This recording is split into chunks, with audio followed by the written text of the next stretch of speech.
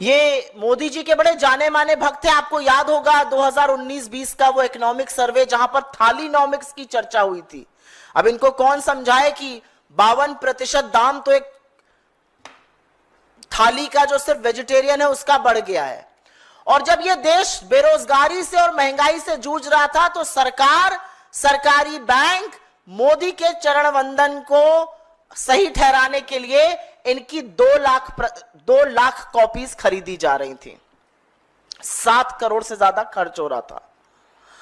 अब इससे कुछ सवाल उठते हैं और वो सवाल आपके माध्यम से इस देश की सरकार से, इस देश के एक सरकारी बैंक से जो कि सरकार के अधीन है, इस देश के वित्त मंत्रालय से पूछने जरूरी हैं। क्या यह सच नहीं है कि यूनियन बैंक ऑफ इंडिया ने 2 लाख प्रतियां खरीदी? क्या यूनियन बैंक ऑफ इंडिया ने अपने बोर्ड ऑफ डायरेक्टर्स से यह पैसा, यह खर्च अप्रूव कराया था? क्या यूनियन बैंक ऑफ इंडिया ने अपने रीजनल ऑफिसेस को कहा कि आप ये पैसा अपने मिसलेनियस खर्चे में डाल दीजिए?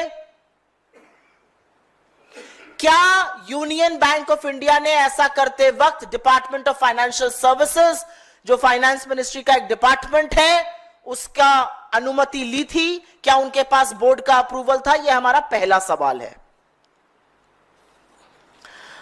और क्योंकि यह पैसा बीजेपी के हेडक्वार्टर से नहीं आया था, ऐसा नहीं था कि यूनियन बैंक को यह पैसा बीजेपी वाले मोदी जी की छवि सुधारने के लिए, मोदी जी के चरण वंदन के लिए दे रहे हैं। यह पैसा इस देश का पब्लिक फंड है, आपका, हमारा, जनता का पैसा है, क्योंकि यह सार्वजनिक बैंक है। तो इसका दुरुपयोग क्यों किया गया? और क्या जो धारक करता होते हैं, जो डिपॉजिटर्स हैं, जो जमा करता है, उनको इस बारे में जानकारी थी? और क्या यह जिम्मेदारी नहीं थी बैंक की, अंडर द फिड्यूशरी रिस्पॉन्सिबिलिटी, कि वो ऐसा ना करें, लोगों के पैसे को सुरक्षित रखें? तीसरा सवाल, क्या वित्त मंत्रालय ने इस बात की जांच की है कि इतनी बेशर्मी से यह कॉन्फ्लिक्ट ऑफ इंटरेस्ट कैसे हुआ? और सिर्फ क्योंकि कृष्णमूर्ति सुब्रमण्यन जी सरकार के बड़े नजदीक थे, सरकार का बड़ा गुणगान करते थे, क्या सिर्फ इसीलिए उनको छूट दी गई ये कॉन्फ्लिक्ट ऑफ इंटरेस्ट करते हुए? इसके अलावा एक और आरोप लग रहा है और यह बहुत संगीन आरोप है कि यूनियन बैंक ऑफ इंडिया की